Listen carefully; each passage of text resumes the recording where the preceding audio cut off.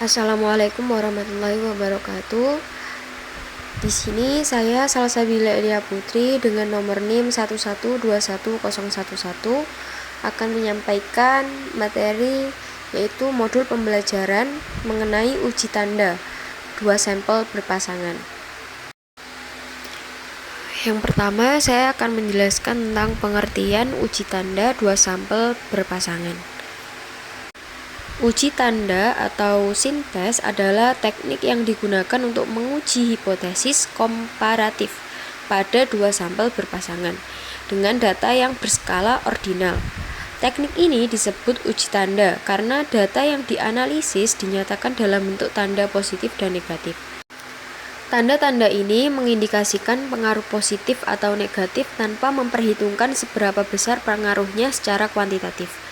Uji tanda diterapkan pada sampel berpasangan seperti pria wanita, individu dalam kondisi sendiri atau dalam kelompok, dan sekolah negeri versus swasta. Tanda positif dan negatif ditentukan berdasarkan perbedaan nilai antara 2 elemen dalam pasangan tersebut.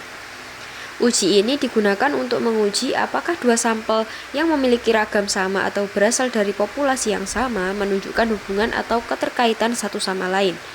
Uji tanda lebih difokuskan pada pengujian persepsi atau pandangan tentang suatu hal daripada outputnya. Di sini saya akan memberikan contoh kasus, yaitu misalkan Anda adalah seorang peneliti di sebuah lembaga pendidikan yang tertarik untuk mengevaluasi efektivitas sebuah program pelatihan keterampilan komunikasi. Anda memiliki data skor sebelum dan sesudah program dari 10 peserta yang berpartisipasi dalam program tersebut. Tujuan Anda adalah untuk menentukan apakah program ini secara signifikan meningkatkan skor keterampilan komunikasi peserta atau tidak. Selanjutnya saya akan memberikan gambaran bagaimana cara memasukkan data di aplikasi SPPS. Yang pertama, kita harus membuat tabel seperti itu dengan skor sebelum program pelatihan keterampilan komunikasi sebagai X1 dan sesudah program pelatihan sebagai X2. Jadi jadinya seperti itu. Kemudian pilih file, pilih new, dan klik data. Ketika sudah diklik, maka akan muncul 2 variabel, yaitu sebelum dan sesudah. Kemudian di bawah itu klik variabel view di bagian kanan bawah layar. Kemudian pada tampilan variabel view, isikan nama variabel pada kolom name sebelum dan sesudah. Maksudnya yaitu sebelum program dan sesudah program. Pastikan nama variabel maksimal 8 karakter. Kemudian tekan tab untuk berpindah ke kolom type yang harus di-setel ke numerik. Atur lebar menjadi 8 dan desimal menjadi 0 karena data ini berupa bilangan bulat. Kemudian klik data view yang ada di pojok kiri bawah itu. Kemudian isikan data sesuai dengan nilai skor sebelum dan sesudah konseling atau program dengan cara mengetiknya secara berurutan di bawah kolom sebelum dan sesudah konseling. Lalu simpan data di file dan save. Setelah kita menyimpan data, kita akan mengolah data tersebut dengan cara yang pertama yang perlu kita lakukan yaitu memilih analyze, kemudian klik non-parametric test and pilih legacy dialogs, kemudian pilih to relate samples karena data yang kita olah yaitu 2.